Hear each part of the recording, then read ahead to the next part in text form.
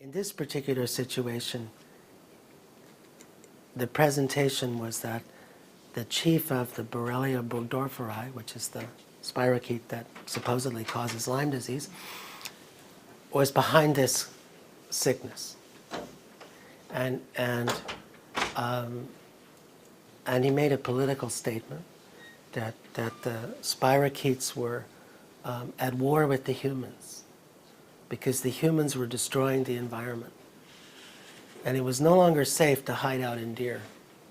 That they were taking the message to the streets and going after the humans and until the humans stopped, destroying the environment. And then they said, well, what's wrong with this guy? And he said, well, he's just a casualty of war. And so then the person who in the ceremony had volunteered to be the advocate, sort of the attorney, if you will, for the patient, said, well, how about sparing this guy? He's a nice guy. He picks up garbage, And that is what he did. He drove around New York City picking up garbage that he could sell. He was like a scavenger.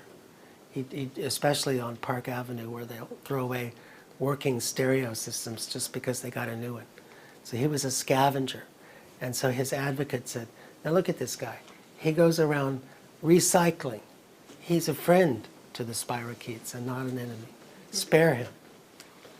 And so the chief then says, well, if you insist, we'll leave him alone. We'll withdraw from him. But he must do, X, Y, and Z. And so his advocate says he agrees to do X, Y, and Z. And so he got well. And a year later, he was sick again. And it turned out that 6 months after getting well, he stopped doing X, Y, and Z. And the sickness came back. So we had to have another ceremony in which he apologized for not continuing to do the things he was told to do and promising that he would never again stop doing them. And then the illness went away, and last I heard, it's still gone. That was 5 years ago. So, and he didn't get antibiotics, by the way. So he did get some herbs. But so that was capturing the spirit of the illness, the spirit behind the illness, I should say. And can I say, who can remember? It's just a story. Everything I tell you is just a story, in the sense that I'm making up an interpretation that makes sense to me of what happened. Somebody else will make up a different story. Some of my colleagues would say, these guys are nuts. That was just a spontaneous remission. I can't prove the truth of my story. He can't prove the truth of his story. We just have different stories. I prefer mine, he prefers his.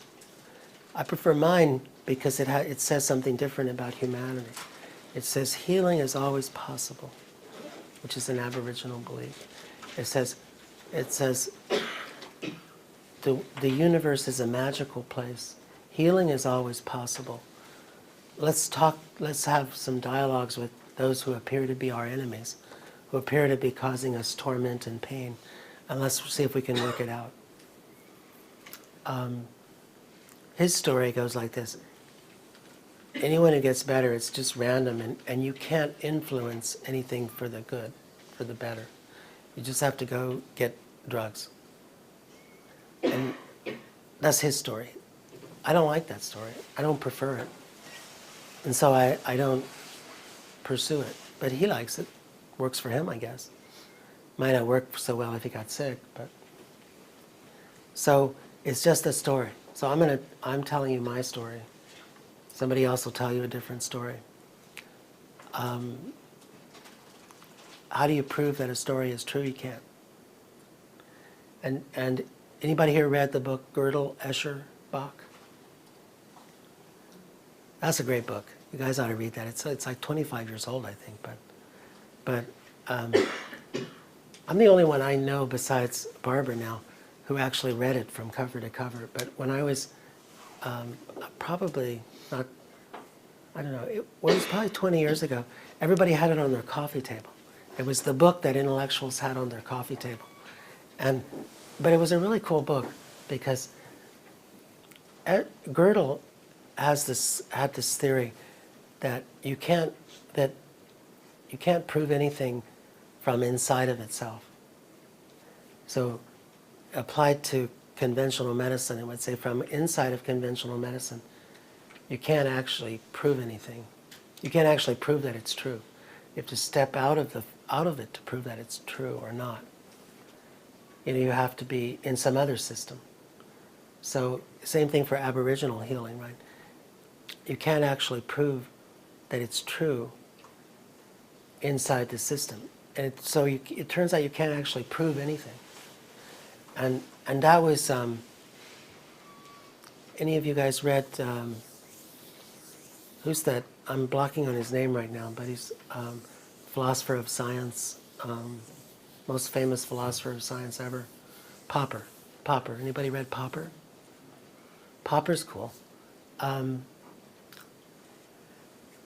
He, following up on Gödel, he wrote that, in fact, proof is an impossibility. Not only can you not prove something from within it, but you can never prove anything anyway. You can only refute things, he said. And what's so interesting is this is like the #1 mainstream philosopher of science, and nobody in medicine ever has heard of him. So Popper said you can only refute things. So let's say your belief is all swans are white. Well, you can't prove that. But if I show you a black swan, I can refute you. All I have to do is find one black swan, and your hypothesis is refuted. But you can never prove your hypothesis, because somewhere in the world there might be a black swan. And in fact, there are black swans in Australia. So that's what the example was all about. Nobody thought could there be such a beast until they went to Australia and there were black swans. So it gets really interesting when you start to think about how do we talk about spirits now, right? So somebody's going to say to you, well, you can't prove to me that spirits exist. And you'd have to say, no, I can't. But you can't prove to me that they don't. You can't refute me. I'm justified to believe as I do. You can't refute it. And it works for me. I find that believing in spirits is useful and beneficial to me, because I can talk to illnesses, and they tell me things, and when I act on those things that they tell me, people get better. And you could say to the other person who's attempting to argue with you, you could say, so does that work for you? And they'd say, well, you're just crazy. That's how they usually end those arguments. You could say, well, I may be crazy, but I'll bet you could say, give me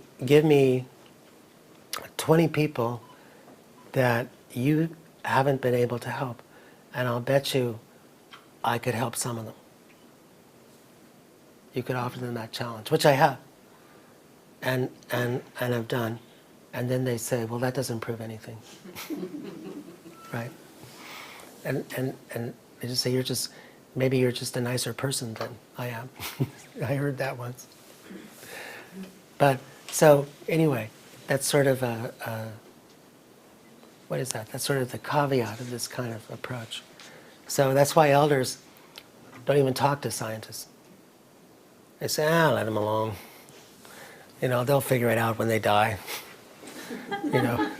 As one elder told me, they have a remedial education for scientists on the other side. They have to get used to the idea of spirits. So what do you say we do? What do you say we do an exercise now to like we did Thursday night, but a little different, because some of you weren't there Thursday night. So I wanna do something to help you connect with the spirit of an illness.